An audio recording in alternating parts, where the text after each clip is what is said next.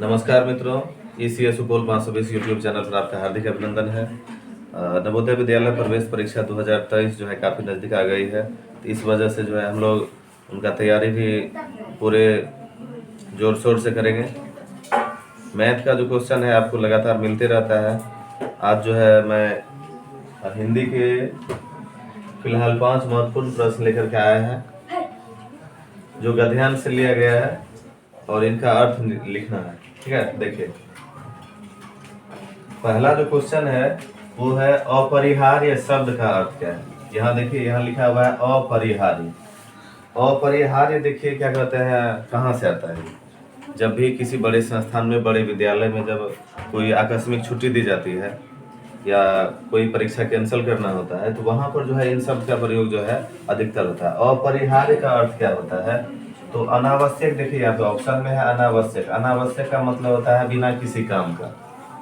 और ये अपरिहार्य शब्द का प्रयोग जो है जैसे कोई परीक्षा है, मान चलिए 10 तारीख को, उसको रद्द करना है, तो वहां पे लिखेगा कि अपरिहार्य के कारण परीक्षा रद्द की जाती है। तो ऐसा तो नहीं है ना, बिना किसी काम के कारण जो है परीक्षा को रद्द कर देगा। तो अनावश्यक यहाँ पे इसका अर्थ नहीं होगा। अनावश्यक मतलब होता है बिना किसी काम के, बिना आवश्यकता के। दूसरा है यहाँ पे आवश्यक। आवश्यक मतलब होता है कोई जरूरी काम, है ना, ये हो गया। ये भी इसका सही अर्थ नहीं है।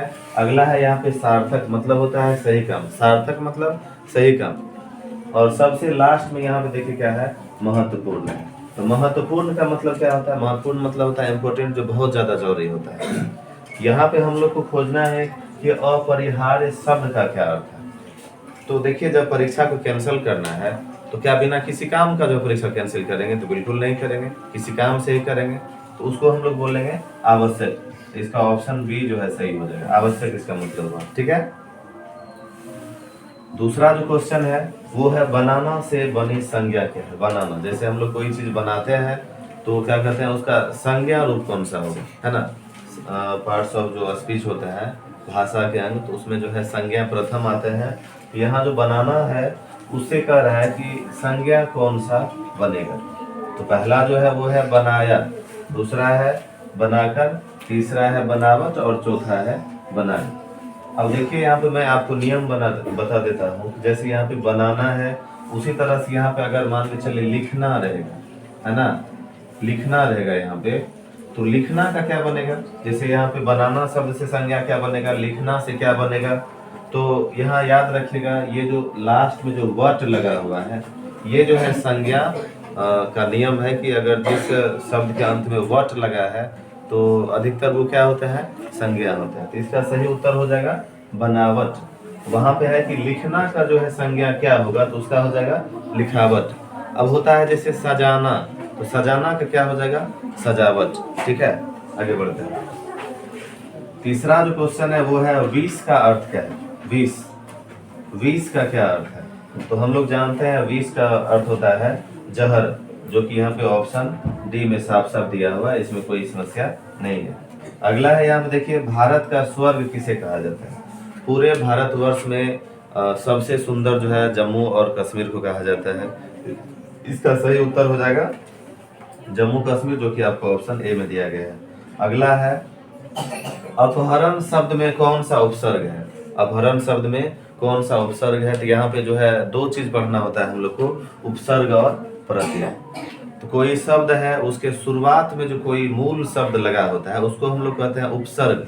ठीक है, और जो अंत में लगता है उसको कहेंगे प्रत्यय। अब जैसे यहाँ पे देख लीजिए, ये अ है, ठीक है ना, दूसरा प है, तीसरा यहाँ पे अप है और अगला है यहाँ पे रन।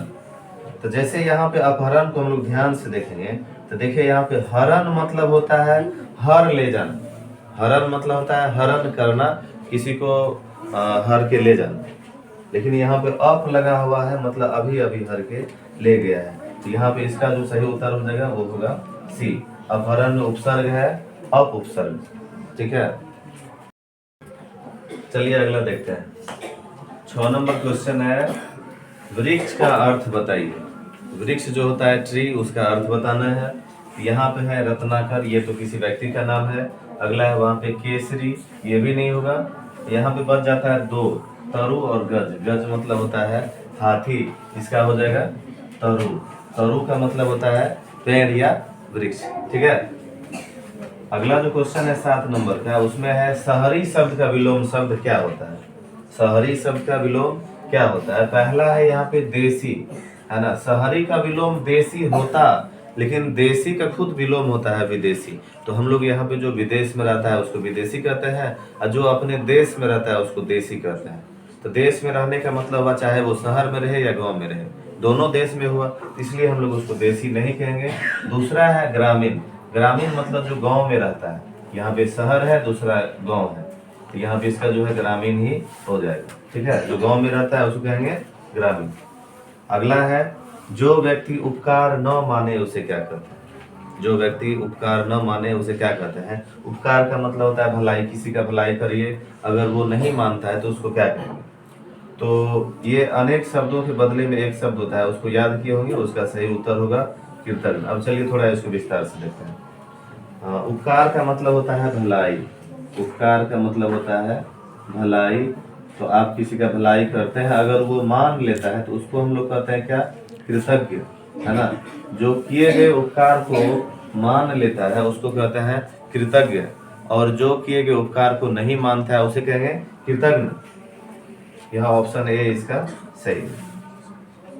अगला क्वेश्चन है माया शब्द का पर्यायवाची कौन है। माया शब्द का पर्यायवाची कौन है। पहला है यहाँ पे शक्ति। शक्ति का मतलब होता है पावर, है ना, ताकत। दूसरा है यहाँ पे ये जादू। तो माया का मतलब ही जादू होता है ना। माया का जो पर्यायवाची करेंगे तो वो हो जाएगा जादू। इसका ऑप्शन बी सही है। अगला है यहाँ पे देखिए जो पुल्लिंग शब्द को छांटे। पुल्लिंग शब्द को छांटना है। ऑप्शन ए जो है वो है आपको घड़ी। ऑप्शन ए में जो घड़ी है तो इसका देखिए लास्ट वाला ये दीर्घई का लगा हुआ है ना। तो दीर्घई कारांत शब्द क्या होते हैं, प्रायः स्त्रीलिंग होते हैं। हम लोग को छांटना है पुल्लिंग, तो ये नहीं हुआ। अगला है यहाँ पे देखिए ये माता। ये तो साफ साफ है, माता पिता विलोम होते हैं एक दूसरे के। तो माता जो है उसमें क्या स्त्री फॉर्म में है, तो ये हो गया स्त्रीलिंग, ये भी नहीं होगा। यहाँ पे नदी जो है देखिए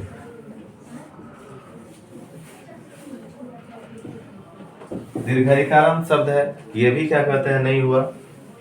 अगला है यहाँ पे ये चक्कर, जो कि आपका ऑप्शन नंबर डी सही है। ठीक है।